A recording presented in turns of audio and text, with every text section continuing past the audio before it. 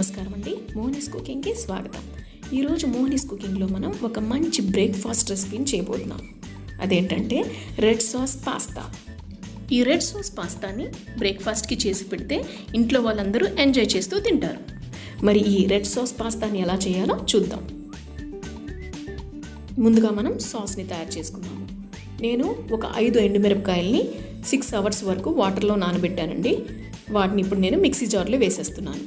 మీరు కారం తక్కువ తినేటట్లయితే ఎండుమిరపకాయలు తక్కువ తీసుకోండి.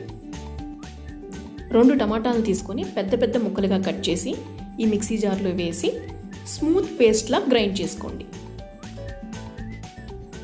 మన స్మూత్ టమాటో ప్యూరీ రెడీ అయిపోయిందండి. మీకు ఇందులో ఎండుమిరపకాయలు వేయటం ఇష్టం లేకపోతే కనుక ఓన్లీ టమాటాలని ప్యూరీ చేసుకోండి. సాస్ కుక్ చేసేటప్పుడు రెడ్ చిల్లీ పౌడర్ని తగినంత వేసుకోండి. నేను 150 గ్రామ్స్ పాస్తా తీసుకున్నానండి. ఇప్పుడు ఈ పాస్తాని మనం బాయిల్ చేసుకుందాం. పాస్తాని బాయిల్ చేయడం కోసం ఒక వెసల్ తీసుకుని అందులో 2.5 కప్స్ వాటర్ వేద్దాము. వాటర్ని బాయిల్ అయ్యే వరకు బాయిల్ చేసుకుందాం. వాటర్ ఈ విధంగా బాయిల్ అవుతున్నప్పుడు మనం ఇందులో 1/2 టీ స్పూన్ సాల్ట్ వేద్దాము. ఈ స్టేజ్లో సాల్ట్ వేయటం వల్ల మన పాస్తా టేస్ట్ బాగా వస్తుంది. ఇంకా ఇందులో 1/2 టీ స్పూన్ ఆయిల్ కూడా వేద్దాము. ఆయిల్ వేసిన తర్వాత ఒకసారి మిక్స్ చేసుకుందాం. ఇప్పుడు ఇందులో మనం పాస్తాని వేసి కుక్ చేసుకుందాము. ఈ పాస్తాని మనం 80% వరకే కుక్ చేయాలండి. మిగతా 20% మనం సాస్లో వేసి కుక్ చేస్తాము. మీరు కొన్న పాస్తా ప్యాకెట్ మీద అది ఎలా కుక్ చేయాలనే ఇన్ఫర్మేషన్ ఉంటుందండి. దాన్ని ఒకసారి చదివి కుక్ చేస్తే మంచిది. ఈ పాస్తా 80% కుక్ అయిపోయిందండి. ఇప్పుడు నేను స్టవ్ ఆఫ్ చేసేస్తాను. మనం పాస్తా కుక్ చేసేటప్పుడు అది ఎంతసేపు కుక్ చేసామనేది కాదండి ఇంపార్టెంట్. అది 80% కుక్ అయిందా లేదా అని చూడాలి. నేను ఒకటి కట్ చేసి చూపిస్తాను, చూడండి. ఈ పాస్తా పూర్తిగా కుక్ అవ్వలేదండి, లోపల కొంచెం పచ్చిగా ఉంది. ఈ స్టేజ్ వరకు మనం కుక్ చేయాలి. పాస్తా 80% కుక్ అయిన తర్వాత ఒక స్ట్రైనర్లో వేసి చల్ల నీళ్ళతో కడగండి. అప్పుడు ఓవర్గా కుక్ అవ్వకుండా ఉంటుంది. తర్వాత ఎక్స్ట్రా వాటర్ అంతా పోయే వరకు స్ట్రైనర్లో వేసి అలా వదిలేసేయండి. ఇప్పుడు ఒక ప్యాన్ తీసుకుని స్టవ్ మీద పెట్టి అందులో 1 టేబుల్ స్పూన్ ఆయిల్ వేద్దాము. ఆయిల్ వేడెక్కిన తర్వాత 2 టీ స్పూన్ సన్నగా తరిగిన వెల్లుల్లిని వేద్దాము.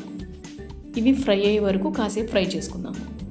మీరు కావాలనుకుంటే ఉల్లిపాయ ముక్కల్ని, క్యారెట్ ముక్కల్ని, క్యాప్సికమ్ ముక్కల్ని కూడా వేసి కొంచెం ఫ్రై చేసుకోవచ్చు. మీ టేస్ట్ ప్రకారం వెజిటేబుల్స్ని యాడ్ చేసుకోవచ్చు. నేను డైరెక్ట్గా ఇందులో టమాటో ప్యూరీని వేసేస్తున్నాను. మనం ఇందాక ఈ టొమాటోస్ని గ్రైండ్ చేసుకున్న మిక్సీ జార్లో కొంచెం వాటర్ వేసి కలుపుకొని ఆ వాటర్ని ఇందులో వేసేద్దాం. మీకు ఇష్టమైతే ఇందులో సన్నగా తరిగిన అల్లం ముక్కల్ని, మిరియాల పొడిని కూడా వేసుకోవచ్చు. మీ టేస్ట్ ప్రకారం ఇందులో ఏం కావాలంటే అవి యాడ్ చేసుకోవచ్చు. ఇప్పుడు ఇందులో మనం కొంచెం సాల్ట్ని వేద్దాము. సాల్ట్ వేసిన తర్వాత దీని మీద మూత పెట్టి టమాటో ప్యూరీ అంతా చిక్కబడే వరకు మీడియం ఫ్లేమ్ మీద కుక్ చేసుకుందాము. అంటే మనం దీన్ని 3 to 4 మినిట్స్ వరకు మీడియం ఫ్లేమ్ మీద కుక్ చేయాల్సి ఉంటుంది. చూసారా, టమాటో ప్యూరీ బాగా చిక్కపడింది. మనం వేసిన ఆయిల్ కూడా పైకి తేలుతూ ఉంది. ఈ స్టేజ్లో మీరు కావాలనుకుంటే మిక్స్డ్ హర్బ్స్ వేసుకోవచ్చు. కానీ నేను ఇక్కడ మిక్స్డ్ హర్బ్స్ యూజ్ చేయట్లేదండి. మ్యాగీలో వచ్చిన టేస్ట్ మేకర్ని నేను యూజ్ చేస్తున్నాను.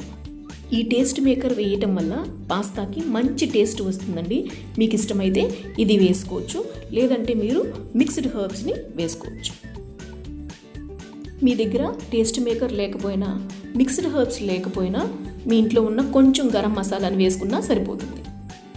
దీన్ని ఒకసారి కలుపుకుందామండి.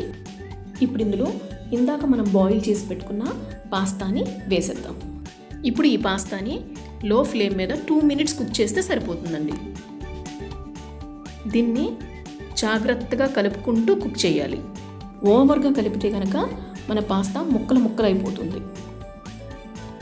మీరు ఇప్పుడు టేస్ట్ చూసుకొని ఉప్పు కానీ కారం కానీ ఏమైనా యాడ్ చేయాలంటే యాడ్ చేసుకోవచ్చు. ఇప్పుడు నేను ఇందులో ఏం చేస్తానంటే కొంచెం బటర్ని వేస్తాను. బటర్ వేయటం వల్ల దీని టేస్ట్ ఇంకా బాగుంటుంది. బటర్ వేసి ఇంకొక మినిట్ వరకు దీన్ని కుక్ చేద్దాము. మనం వేసిన బటర్ కరిగిపోయిందండి. చూసారా, ఇది ఎంత ఎమ్మీగా కనిపిస్తుందో. మన పాస్తా కుక్ అయిపోయింది. ఇప్పుడు మనం స్టవ్ ఆఫ్ చేసేద్దాం. ఈ రెడ్ సాస్ పాస్తాని సర్వింగ్ బౌల్లో వేసి పైన కొంచెం చీజ్ వేయండి. చీజ్ వేసి వేడిగా బ్రేక్ఫాస్ట్కి సర్వ్ చేయండి. అంతే, కొంచెం కూడా మిగల్చకుండా తినేస్తారు. మీకు ఈ రెడ్ సాస్ పాస్తా రెసిపీ నచ్చినట్లయితే ఈ వీడియోని లైక్ చేయండి, మీ బంధువులకి స్నేహితులకి షేర్ చేయండి. మోహినీస్ కుకింగ్ని సబ్స్క్రైబ్ చేయడం మర్చిపోవద్దు. మళ్ళీ ఇంకో రెసిపీతో అతి త్వరలో మోహినీస్ కుకింగ్లో కలుస్తానండి. ఉంటాను. నమస్కారం.